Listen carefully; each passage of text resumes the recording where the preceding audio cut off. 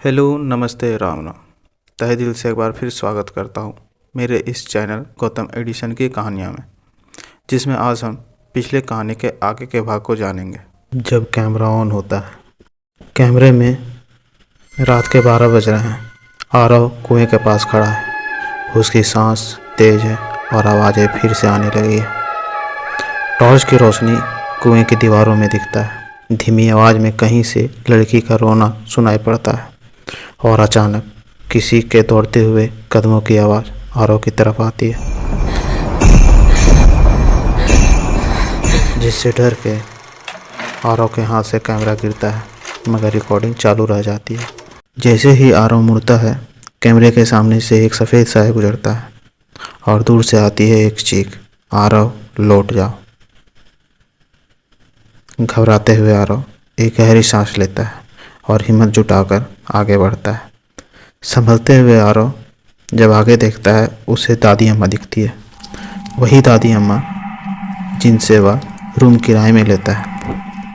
दादी अम्मा जिसे सब पता था और आरव को गांव में बुलाने में उन्हीं का हाथ था।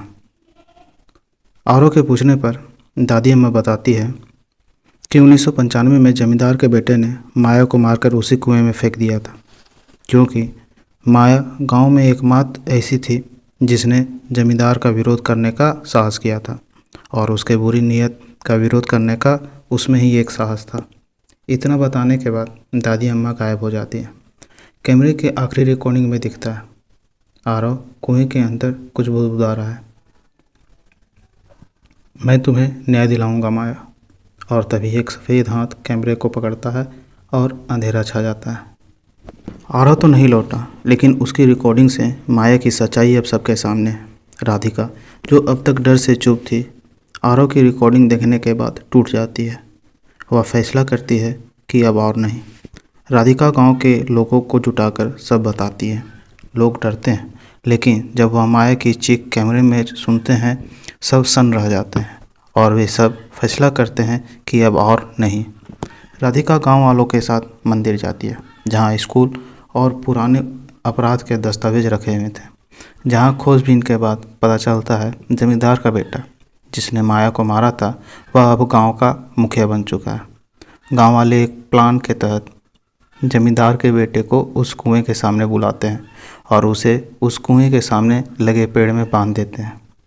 उसी रात 12 बजे राधिका उस कुएं में आती है। हाथ में रखती है माया का वही झुमका और कहती है, माया, हम तुम्हें न्याय दिलाने आए हैं। हवा चलती है, झुमका खुद पे खुद कुएं में गिरता है। कुएं से सफ़ेद रोशनी निकलती है, जिसमें से माया की आत्मा बाहर आती है, जिसे देखने के बाद राधिका मूर्छित हो जाती है।